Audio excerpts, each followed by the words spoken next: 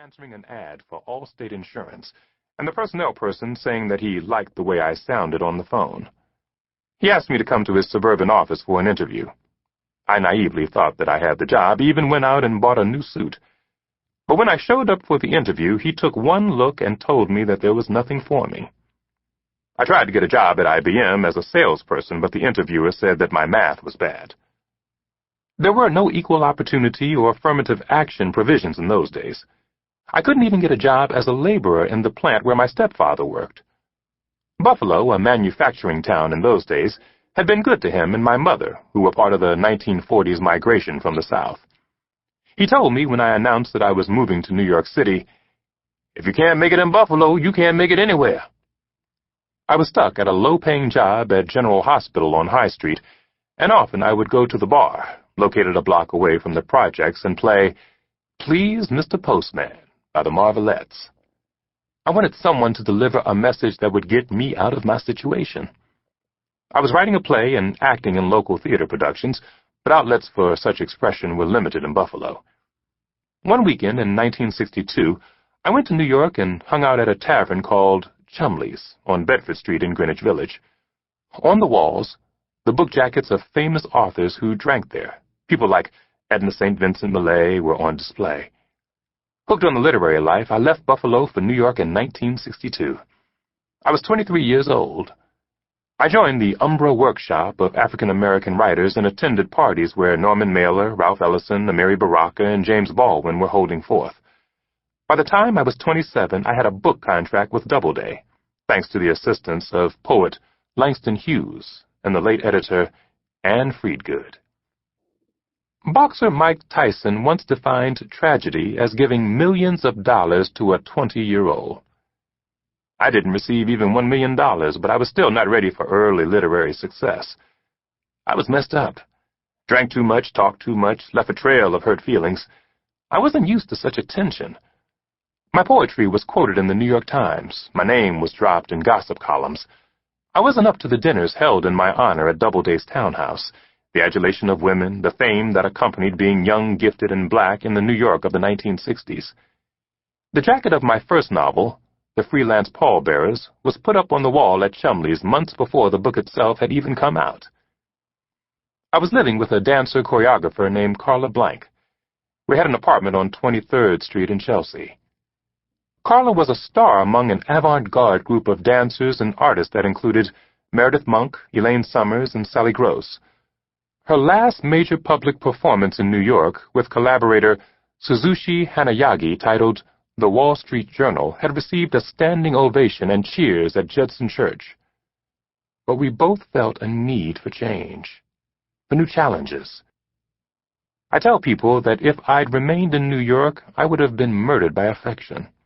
Indeed, New York's ability to absorb talent is one of the reasons that among American cities, it's still the most brilliant. But such affection can lull you into apathy.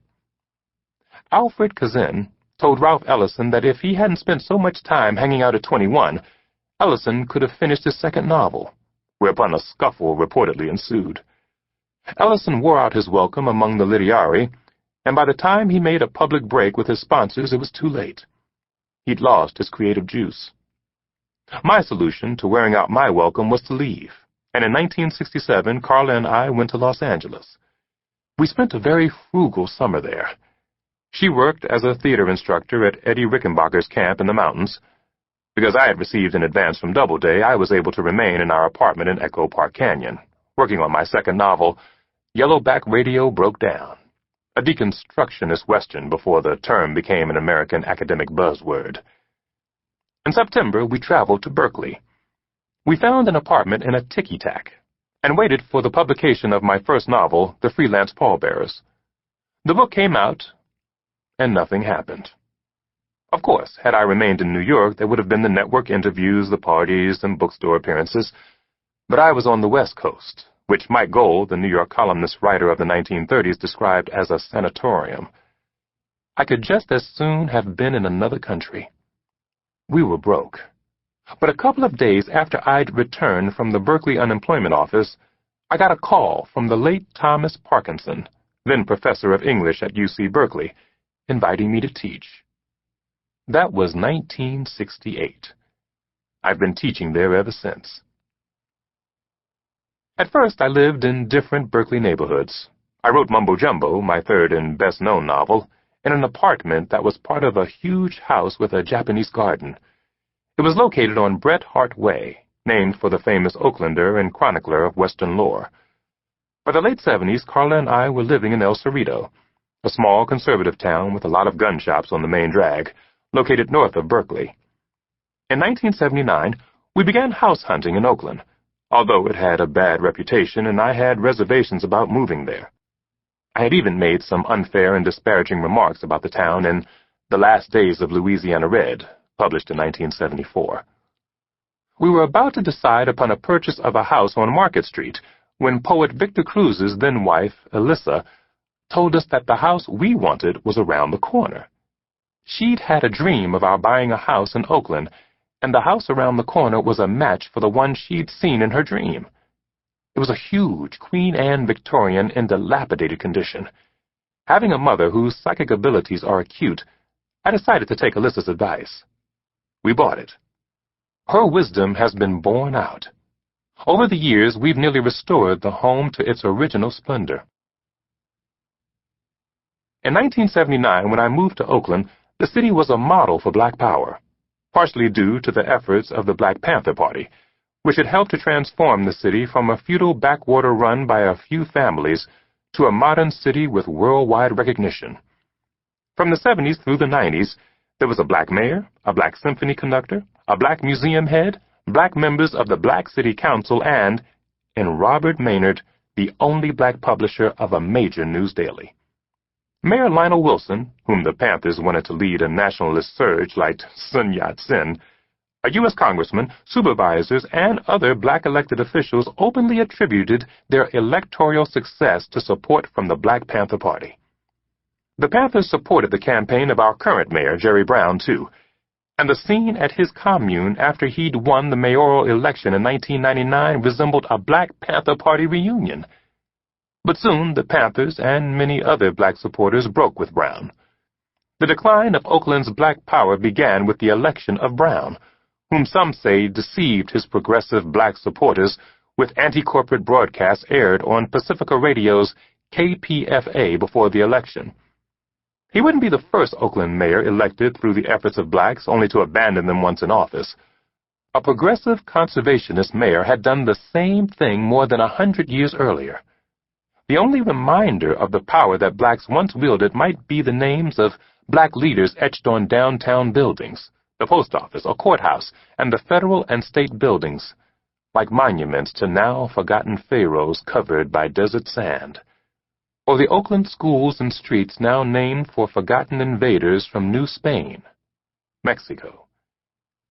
But now that many of Brown's policies have failed, Wilson Riles, Jr., the mayor's opponent in the last election, predicted that African-American influence was making a comeback, and that the mayor's much ballyhooed plan to draw middle-income Blacks and high-techers at the expense of low-income Blacks would fail.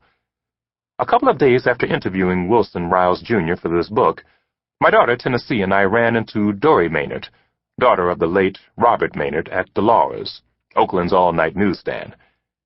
As if to confirm Riles's comment about a Black comeback, Dory said that she and some other Black Oaklanders were restoring a Victorian block in West Oakland under a first-time home ownership plan, planting roots. Still, as a result of Brown's elegant density plan announced during his 1999 campaign, nicknamed 10K, because it aimed to bring 10,000 new residents into downtown Oakland, many poor residents and residents of modest means are finding themselves priced out of the city. Brown had promised that this wouldn't happen. He described his elegant density plan in a speech that was reprinted in a 1999 article in Whole Earth magazine. He wants to create construction jobs and stimulate the retail and entertainment sectors. He's trying to bring 10,000 people to live downtown. He's trying not to overwhelm these areas with too much new traffic or turn downtown Oakland into a gentrified hub at the expense of low-income residents. To provide a model city for elegant density, Brown invoked Manhattan.